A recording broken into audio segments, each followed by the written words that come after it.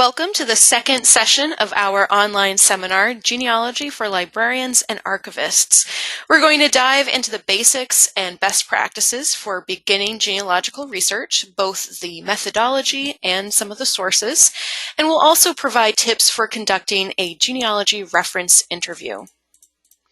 Our instructor for this session is Ann Lawthers, genealogist at American Ancestors and New England Historic Genealogical Society. Ann assists NEHGS library visitors with their family history research, both on-site and online. She is a graduate of Wellesley College and the Harvard School of Public Health and has completed the Boston University Certificate and Genealogical Research Program. She has conducted genealogical projects as an independent researcher, and her areas of interest are New England and New York, the Mid-Atlantic, Ireland, Eastern Canada, and migration patterns. Welcome, Ann Lawthers. Thank you. In this session, I am going to begin by talking about the genealogy reference interview. Then I will move on to genealogy best practices and the key sources that you must use when you're engaged in genealogy research. Well, as librarians and archivists, I'm sure you have dealt with a situation where a patron walks into the library or walks up to you, asks for help, and you are faced with figuring out what in the heck did they just ask. So decoding the patron's question involves deciding what has actually been asked, what's the scope of the patron's interest, what is their level of experience, and I'll talk more about that in some detail. And then, of course, how do I get them to tell me what they really want? So, for example, the patron comes in and says, I want to know more about my great-grandfather. And you go, okay, that's nice, thank you. But patrons don't really know what they are seeking or how to ask for it unless they are at the advanced level. So some of the first stage clarifying questions that you might want to ask, in addition to what is your great-grandfather's name, is approximately when was he born, and do you know where he was born?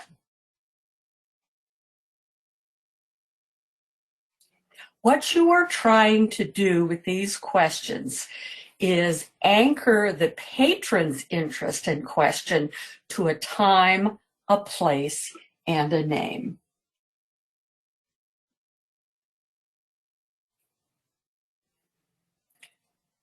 A name is not enough. You may have also had the experience where a patron walks up and says something like, I'm researching the Cabot family, and my ancestor so-and-so married thus and such, and before you know it, they have rattled off an entire lineage.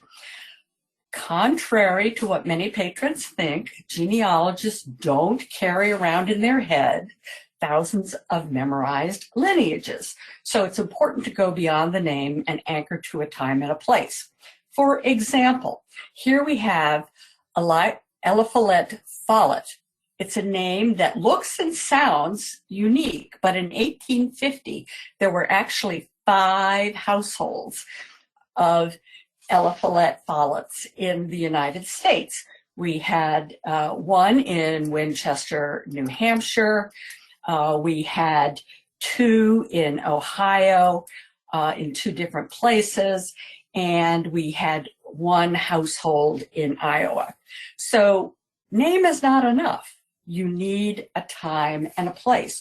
Also, records are specific to a time and a place.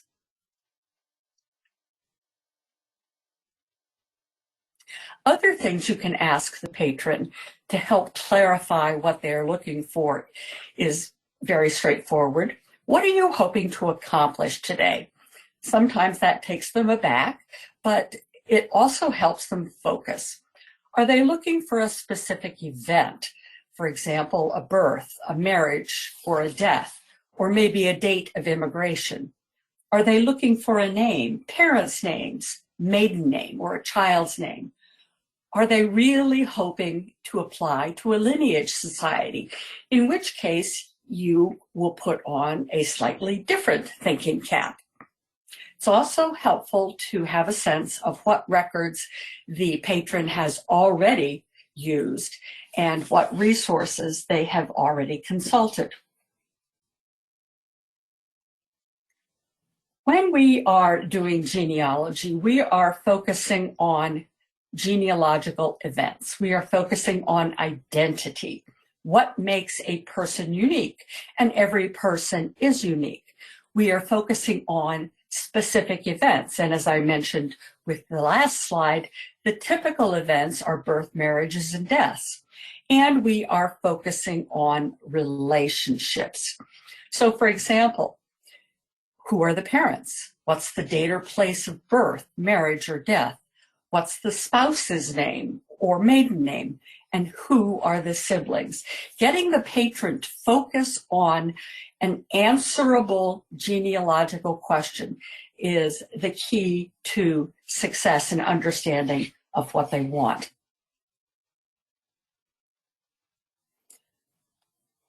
More tips. We try to focus the patron on a single person. They may want to know everything about people that lived in a single town. That's an awful lot of people when you're doing genealogical research. So we try to focus on a single person and a few events for that person, because we can go after information about the person or about that event. Also, sometimes it's a struggle, but we need to limit their storytelling. People love to talk about their families, but when you're trying to help them as a reference librarian, sometimes you need to figure out ways to say, thank you for that information. Now let's talk about and limit their storytelling. You also might want to set an explicit time limit for your help. For example, at the NEHGS library, we have a service called the consultation service, and consultations start at half an hour. So if it appears that the patron's question is going to take more than about 20 or 25 minutes, I try to let the patron know that I can be available to them for 20 to 25 minutes. And after that, they might want to consider setting up a consultation. You also want to establish the patron's level of experience. Is the patron a beginner? Sometimes the clues are quite obvious. They don't automatically provide you with the dates and the places, they just give you the names. Sometimes they say, I'm a beginner, and you go, yay, now I know. If their question is very broad and vague, they're probably a beginner. And if their expectations about genealogical research are unrealistic, such as, I'd like to trace my ancestors back to the Mayflower this afternoon, or I want to put my name into a computer and see what appears. Those are both good clues that the patron is probably a beginner. Now, if the patron is intermediate or advanced, an intermediate patron needs to know about sources, but they probably also need to know a bit about strategy. And I will talk about strategy when we are doing some of our problem solving later on in this presentation. And an advanced researcher probably needs to know a very specific source that they are pretty sure your library or your archive has in-house. You may also need to determine the scope of a patron's interest. Is this person a visitor to your community? Are they seeking the very unique resources of your community's library? So for example, my husband and I went to Bronxville and we were looking for information about his great-grandfather who worked for the Tuckahoe marble quarries. So we were hoping that the local library would have vertical files or manuscripts about the Tuckahoe marble quarry. So is this person coming to your library for something that's unique, such as a manuscript, a vertical file, or historical collections that you might have, or special expertise that they have heard exist at your library? Or is your patron someone who lives in your community and is basically interested in everything?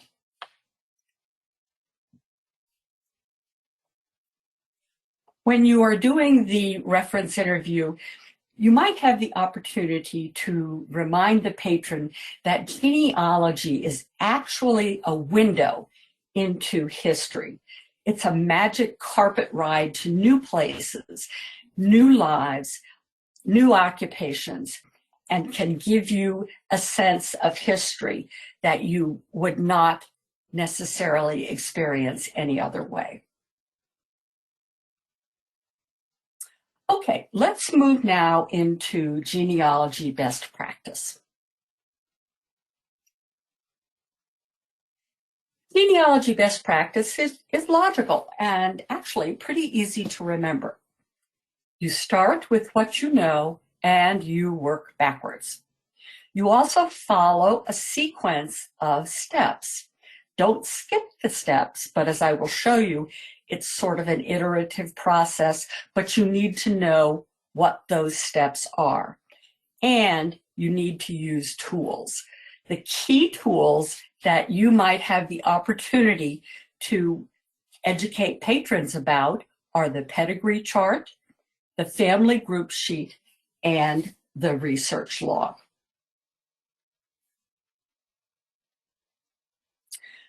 So if genealogy had a rule number one, it would be work from the known to the unknown. And when you are doing that, you are going through a series of steps.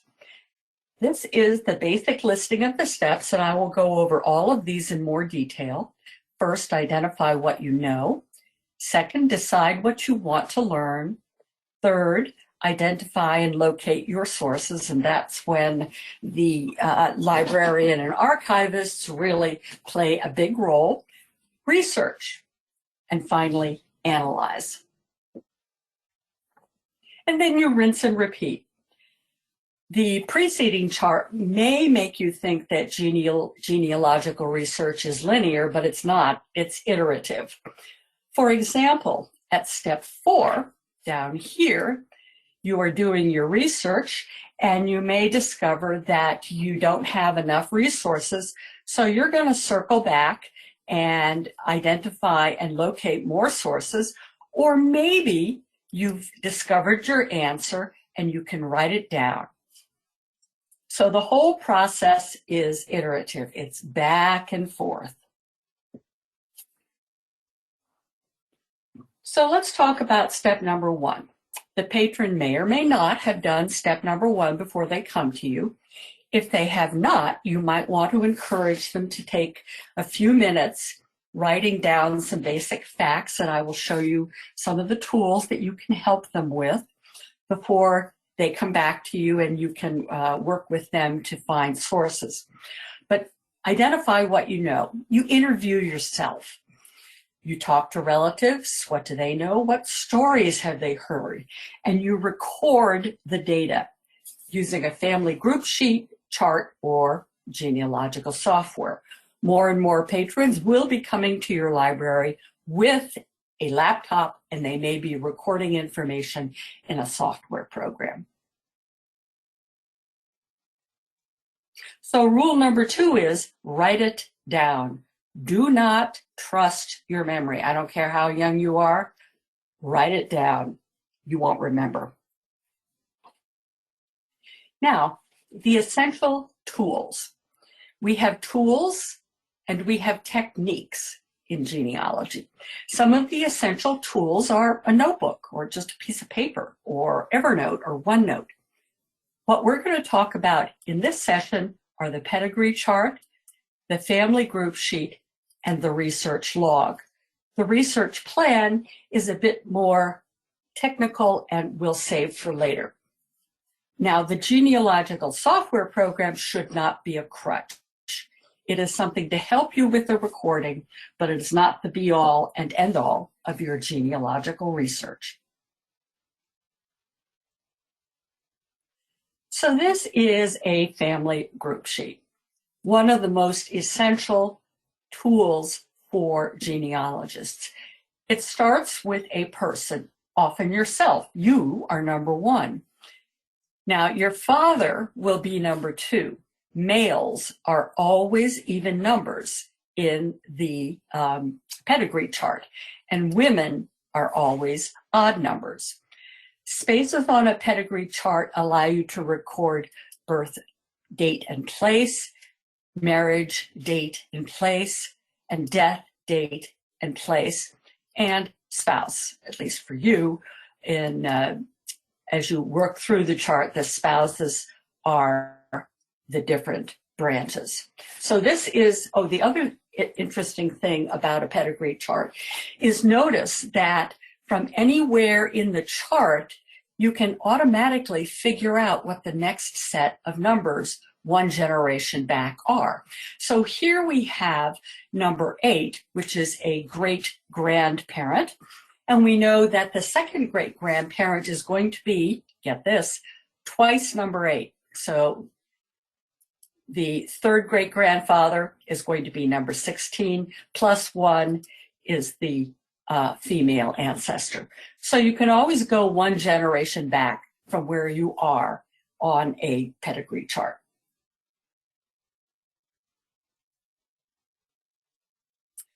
What you are seeing now is the very sorry state of affairs of my research when I began becoming seriously interested in genealogy. Robert Lawthers is my father, or was my father. He has since passed on. His father was Robert J. Lawthers, and his mother was Virginia Chamberlain. I knew both of these. They were my grandparents. I knew them fairly well. But I knew nothing about Robert J.'s parents. I knew the names of my grandmother's parents, or at least part of their names. I knew where they had been born and where they died, but I had no idea about dates.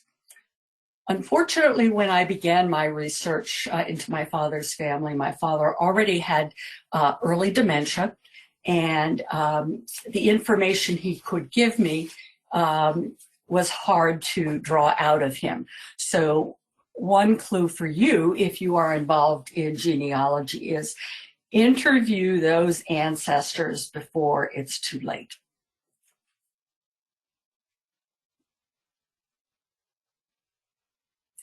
Now you'll notice on the previous page, it was a direct line of lineage, the direct descendants. So my father was person number 1, but the direct sheet didn't have any spaces for the fact that my father had 2 brothers. The family group sheet takes care of putting down all the information about a family unit. Now, sometimes people will come in and say, my great-grandfather had 3 wives, 2 of them died, and he married after each one died. How do I deal with a family group sheet? Well, you have one family group sheet for each couple. So father and mother number 1 and their children, father and mother number 2 and their children, etc. The family group sheet allows you to record all the information about the composition of a family, when they were born, where the children died, and who they married.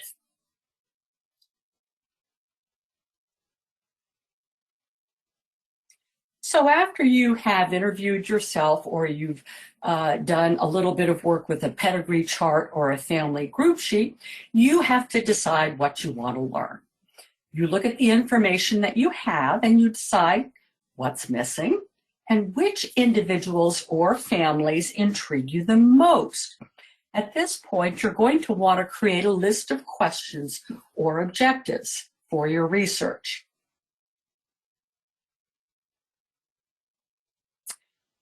So for my family chart, I knew nothing about my grandfather's family, not their parents' names, certainly missed out on a bunch of information about where grandmother and grandfather got married.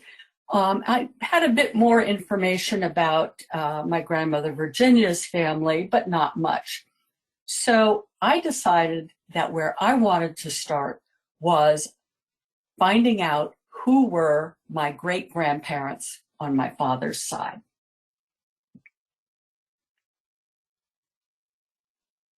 So the tip at this point, and it works for you, and it certainly works for your patron, start slowly.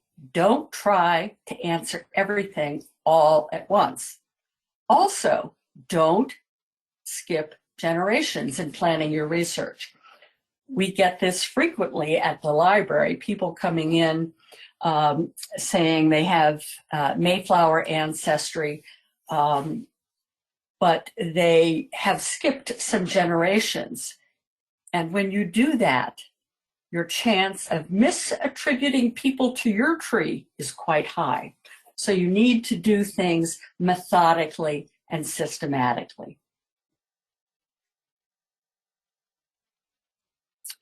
Okay, step 3, identify and locate your sources.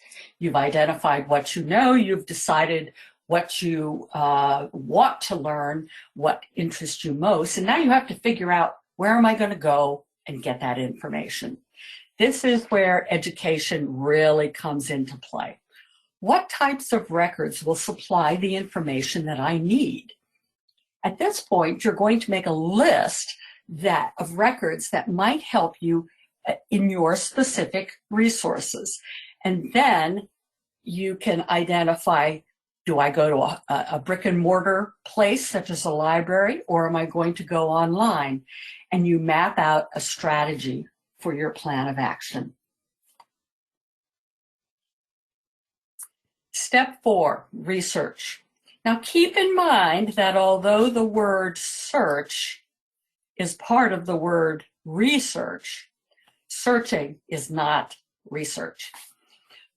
It's part of it, but it's not research. So you now begin to answer your questions. You have a couple of general principles. You want to consult multiple sources. You want to gather as many records about a family or an individual that you can. And above all, you want to track your work.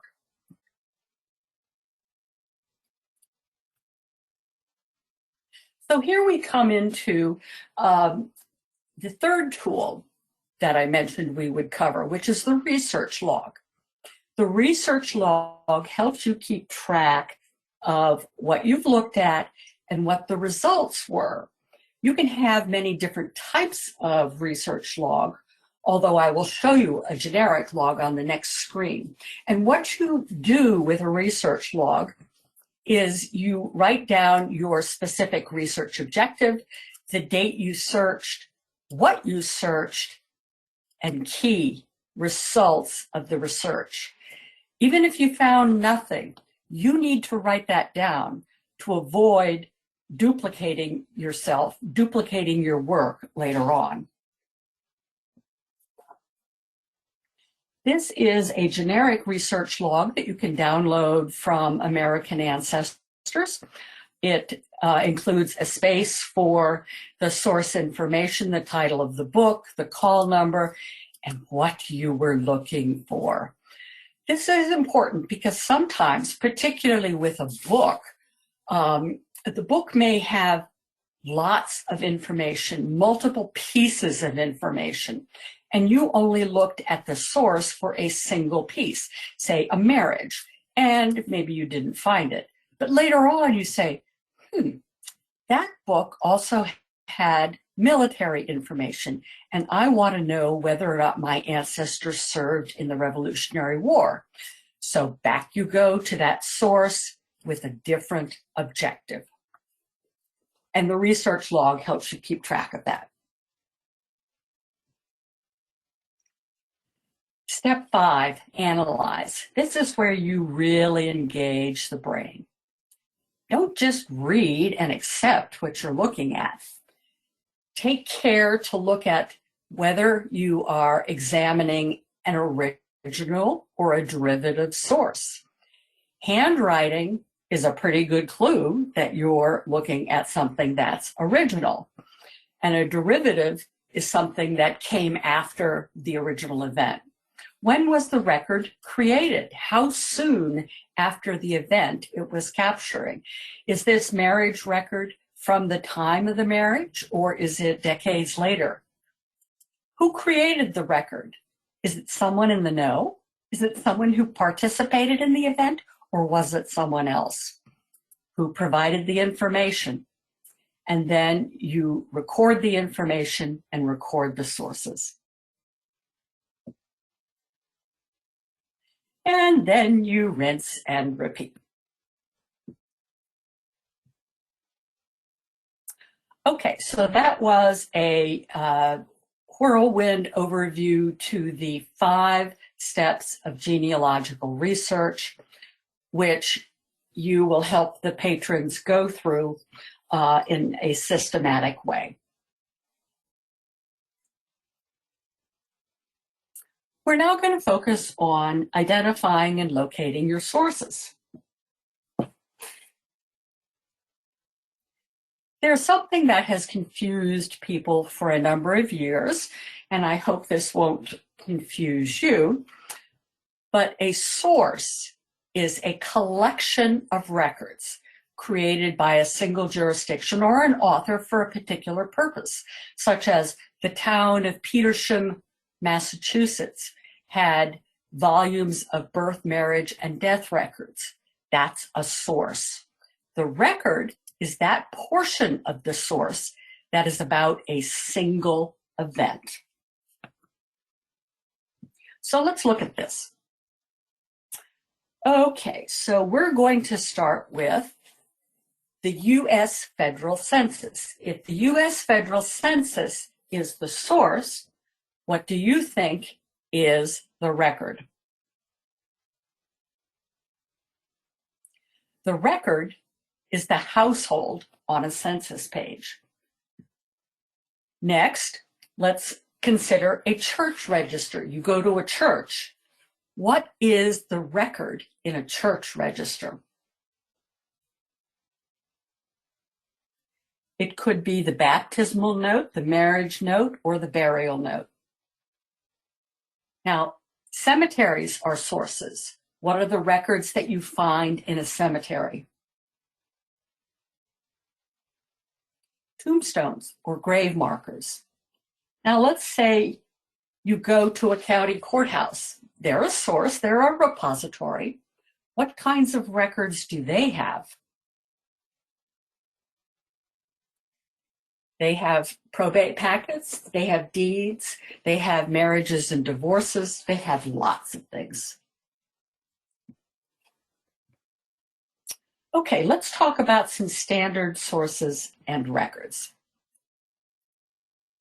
This is the summary of some of the standard sources that you will be using with your patrons during your research.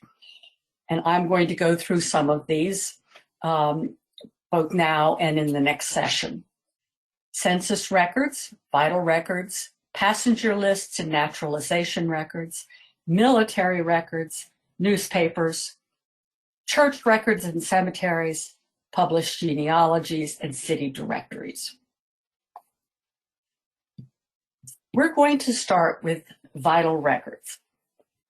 We use vital records to answer questions about dates, when was someone born, and about kinship, because many vital records list parents.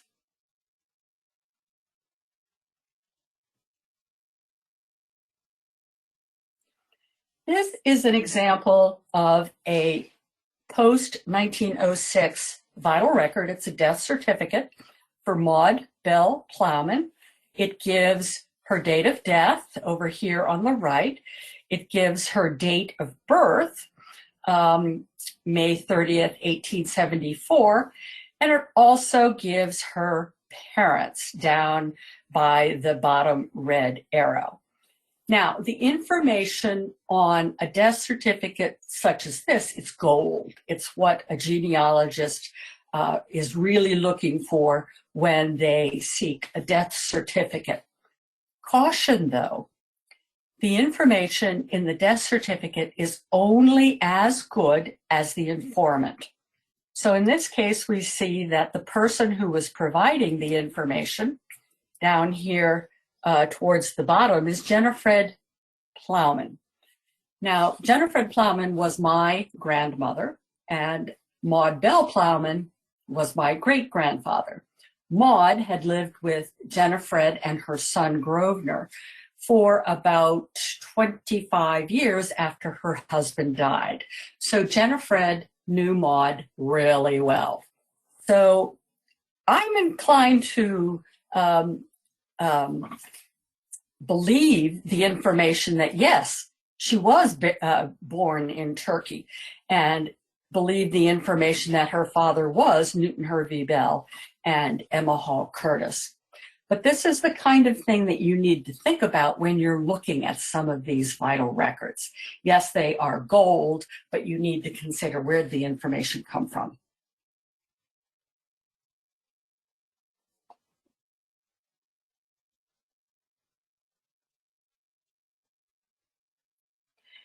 Now we have a pre-1906 vital record.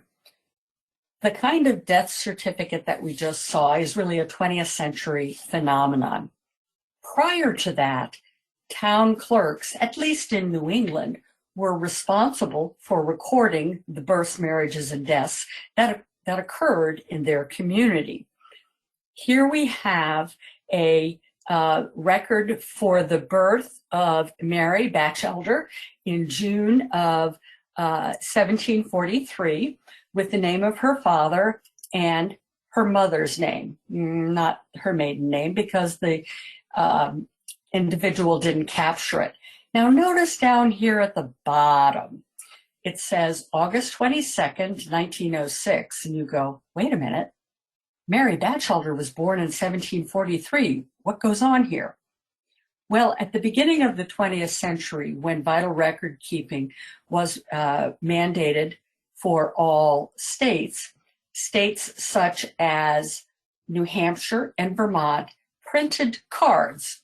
This is on the left, an example of the card for New Hampshire, and on the right, an example of the card for Vermont. And the state said to the town clerks, go forth and abstract.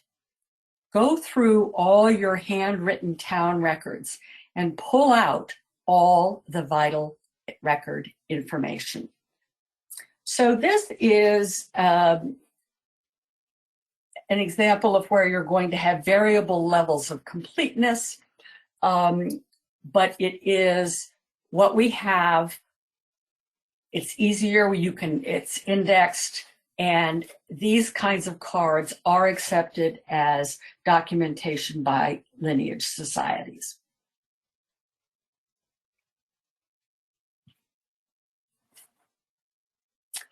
Now we have a vital records towns clerks list. In the 1800s, towns in Massachusetts gradually shifted from these bound volumes that included everything from selectmen minutes to town deeds to offices that had been elected, to a system where they recorded births, marriages, and deaths on these registers such as this. This is an example for the town of Brookline for the year of 1899. You see my grandfather, Edward Grosvenor Plowman. He's down here in bright yellow. And you see that it also gives his parents' name, George T. and Maud Bell. Yay, we have a maiden name. Earlier vital records often did not include the maiden name of the mother, if they included the name of the mother at all.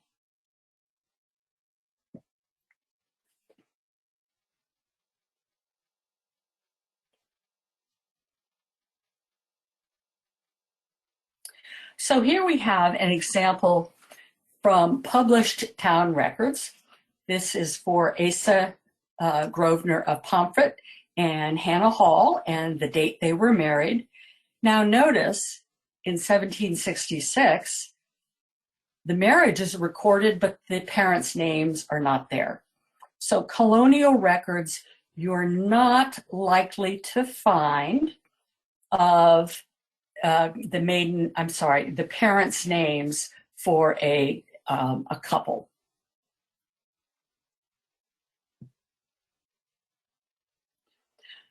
Vital record caveats. Often they provide the names of the individual's parents or spouse, but if it's colonial period or early 19th century, you may not find those kinship references that you are looking for. And also, depending on the state, the records may be held at the state, county, or the town level. And this is something that you will just need to look up in a finding aid, which I'll talk about in the next session, or you need to just learn.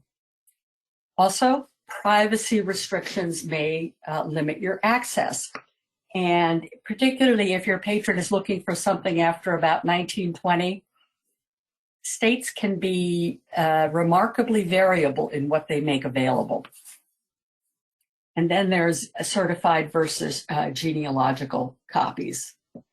One has more information, and it's not the certified copy.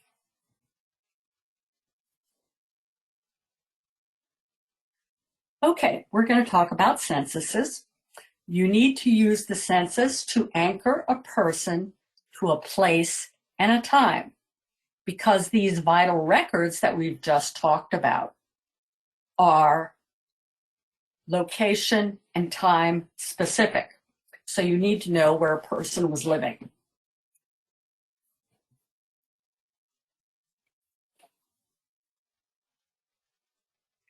Here we have an 1840 federal census record. These records are sometimes disparaged by beginner genealogists because they only list the head of the household. In this case, it's Erastus Curtis, and it shows that he's got one male child under the age of 5, and he's got 2 daughters in the under the age of 5.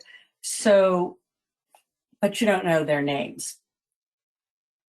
These censuses are very useful to help you determine the composition of the family. And you also need, as I'm going to show you on the next slide, you also need to have a cheat sheet. This is the key, a blank 1840 census, and you can find them at Ancestry and at several other different places, but they help you interpret what you're looking at on these early censuses.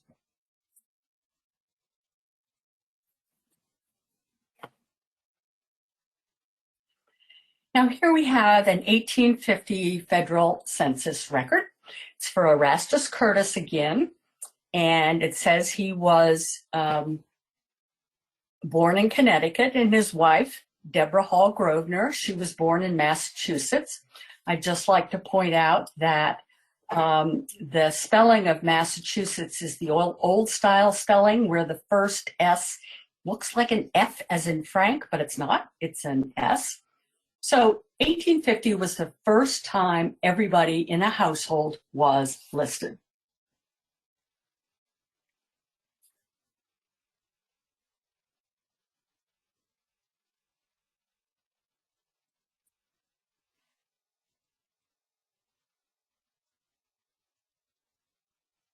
Now we get to the more interesting censuses. This is the 1900 census for the town of Eastchester in Westchester County, New York.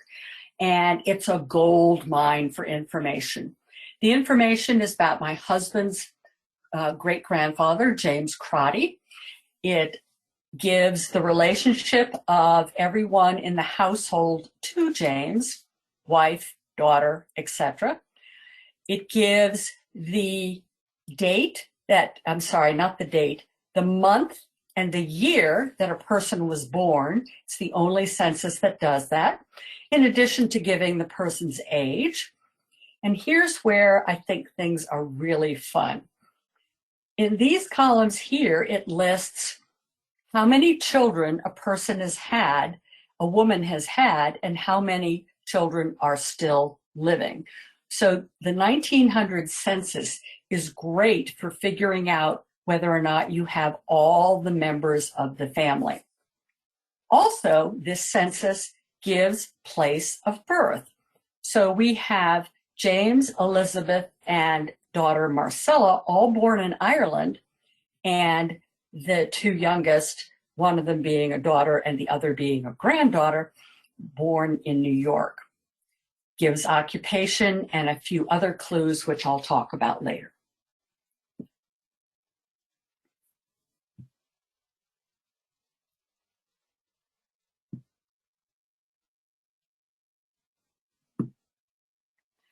Couple of tips about the census. You must be careful when analyzing the content of the census. First of all, the census taker did not have to talk to anyone in the house. They could talk to a neighbor if no one is at home. I have gone to the pamphlets that are published by the U.S. Federal Census, and sure enough, it says that if you have made multiple attempts to get the information from a household and no one is home, you can talk to a neighbor. Also, what we are looking at are copies of originals. Now, they are 3 copies were made of each enumerator's sheet. One was sent to the state, one was sent to the federal government, and one was kept by the town. Also, families were not asked to spell their names, so you will notice on U.S. federal censuses, spelling can be very creative. The enumerator wrote down what they heard.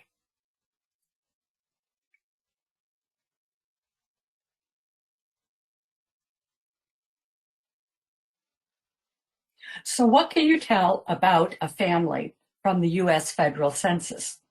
The early censuses only list the name of the head of the household, but it still tells you how many people live in that household and what their ages are. From 1850 to 1870, everyone in the household is listed, but not how they are related. Generally, you can assume that people in the same household are family. And from 1880 to 1940, relationships are listed.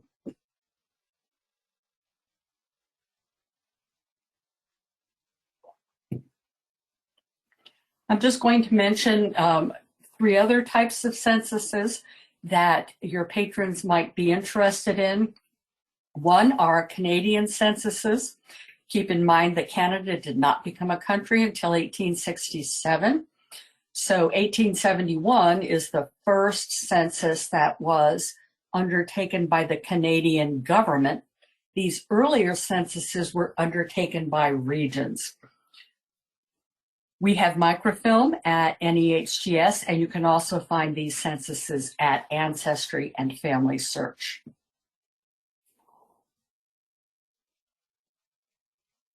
If you have ancestors from England, we have censuses that go all the way back to 1841. This is very helpful if you have an immigrant from England who was born before 1841. You might find them in these early UK censuses, and those are online at Ancestry, Family Search, and Scotland's People. And then we have the Irish censuses. The only 2 that are online and have survived are 1901 and 1911. The earlier censuses were destroyed when the Public Records Office was bombed in 1922. The small number that survived for 1821, 1831, etc., were part of pension applications on the part of individuals. So it's a very, very small number. Let's now talk about using immigration and naturalization records. You can use these to answer questions. Where did my ancestors come from?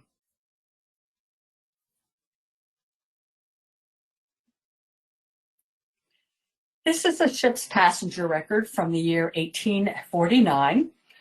Records, by the way, ship's passenger list did not start until 1820. It wasn't until then that the government required every ship docking at a U.S. port to file a manifest of who was on the ship.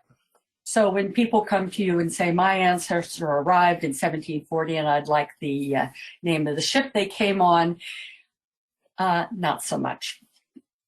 Unless they came into the port of Philadelphia. Philadelphia did maintain ships' manifests from 1729 onward, but of course only for those who were considered foreigners. If you came from a British country, a part of the English Great Britain, you didn't need to file a manifest if you went into Philadelphia. Now, the lists that we see after 1820, it's everyone. Okay, so here we have an early passenger list. It's got name, it's got age, it's got occupation, and it's got where they're from, but it's not a lot of detail. In this case, it's James Crotty, who we saw earlier. He's a stone mason. That's how I knew I had the right record. And it just says where, country-wise, not a lot of detail about where he was from.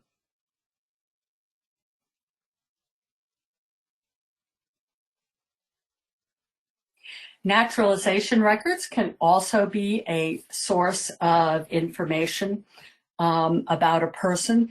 These are cards that are maintained by the Superior Court in New York County. It says James Crotty, no relation to the other James Crotty, who was a laborer living in Fordham in Westchester County, and his nationality is actually on the other side of the card, and it just says Ireland.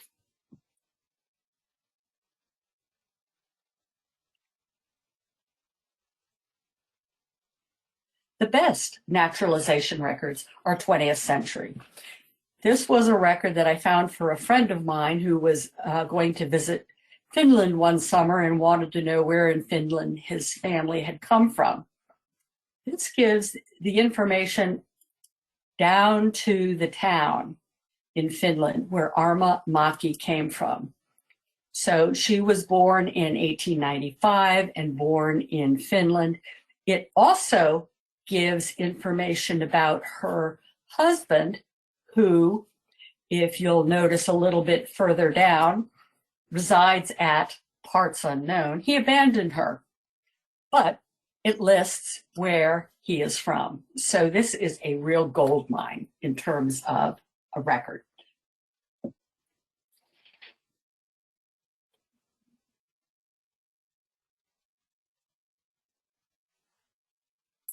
Sometimes you will have patrons who are fairly advanced in their genealogical research and they want to use probate records or they want to use land records.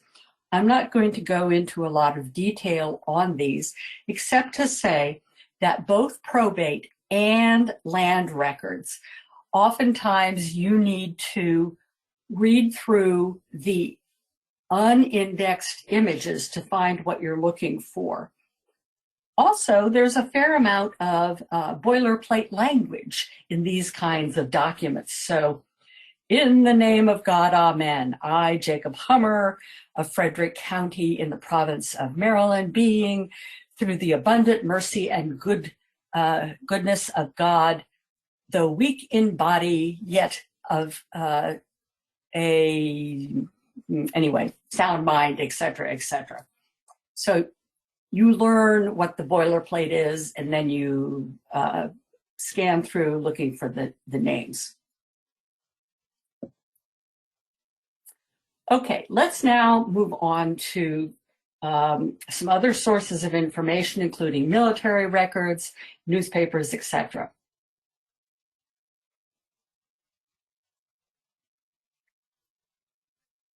One of my favorite military record happens to be the draft registration cards, both for World War I and World War II.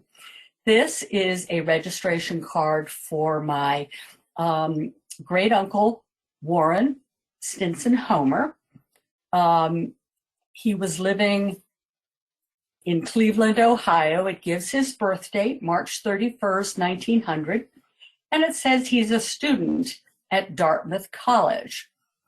What's nice about these registration cards is that it's one of the very few places that you can almost always find the middle name of a person. So if you want to confirm your ancestor's middle name and they were eligible for the draft in World War I or World War II, do seek out their registration card. And then on the back, it gives demographic information about how tall they are, what type of build, eye color, etc.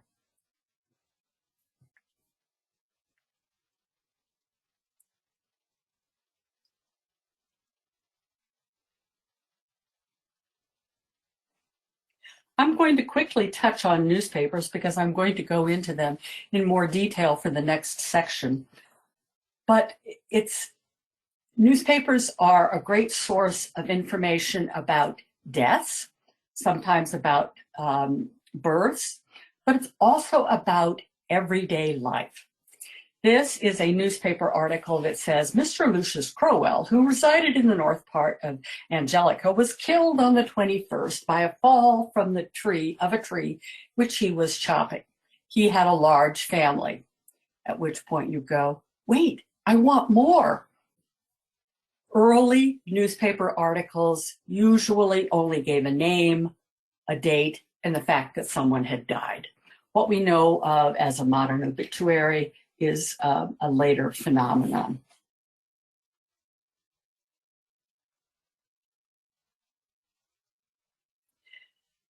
And here's an example of a compiled family genealogy.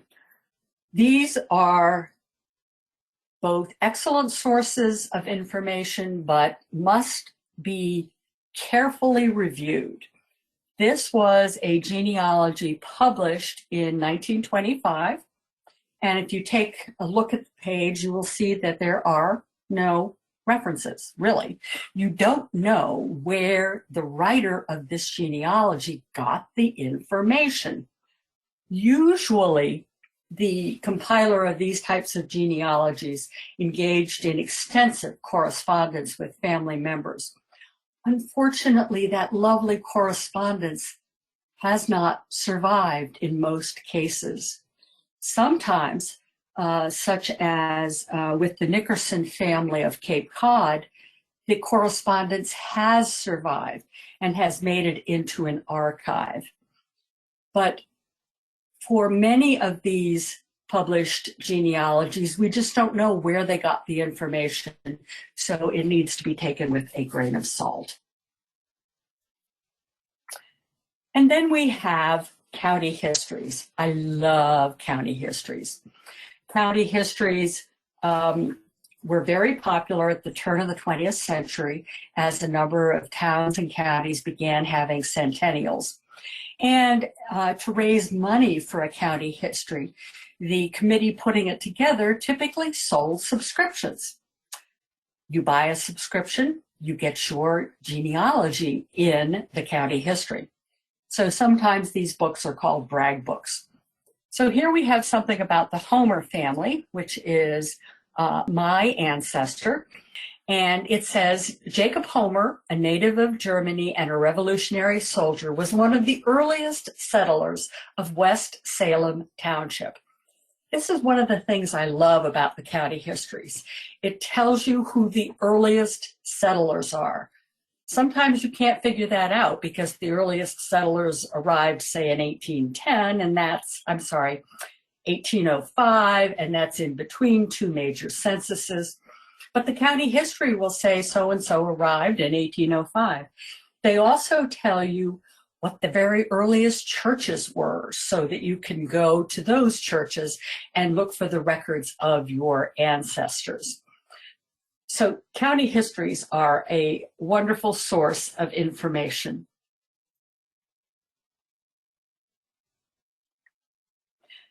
Town records. I mentioned earlier that town records are a bit of a hodgepodge. They have information from selectmen's minutes, and here we have the town of Hinsdale, New Hampshire.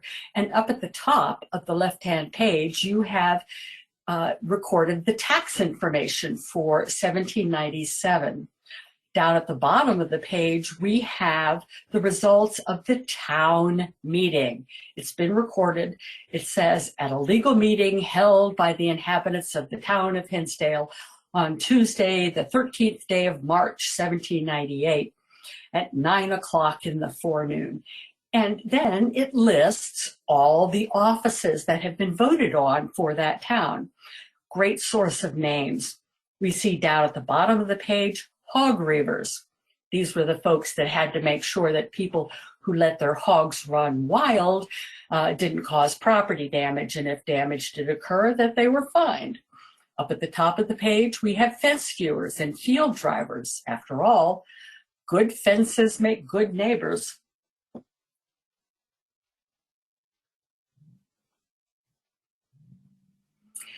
And then we have cemetery records.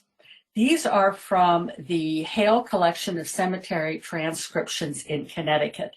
So this is the west section of St. Mary's Cemetery, and it's alphabetical, it's by section with the last name and then the names on the various tombstones also recorded. So if you are missing the town record and can't get to a church record, cemetery records may provide you with the information you need.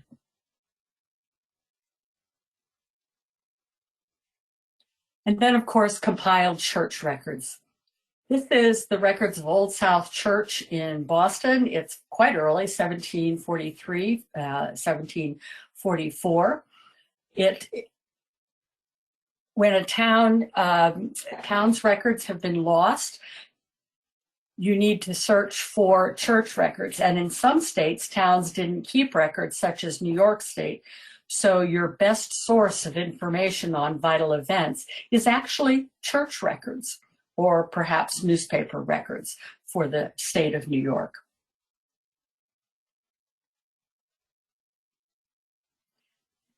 And then we have Bible records. These are rare, but very, very helpful. They are maintained by local historical societies, archives, and genealogical societies, and the DAR has a very large collection in Washington, D.C. for Revolutionary War patriot families.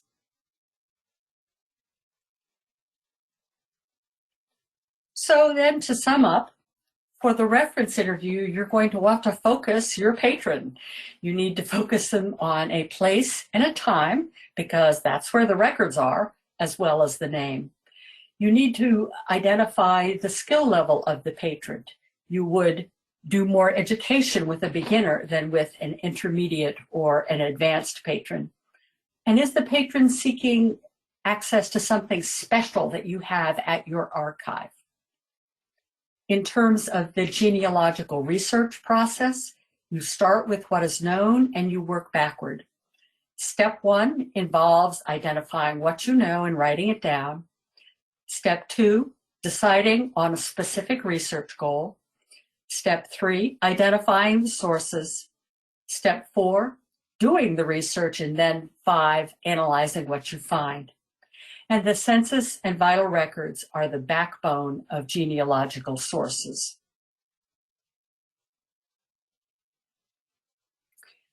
Thank you very much for listening in to this segment. If you need additional information, I recommend that you go to AmericanAncestors.org/education for a listing of our educational offerings. Also, we have online subject guides and templates that you may download. Again, thank you for tuning in.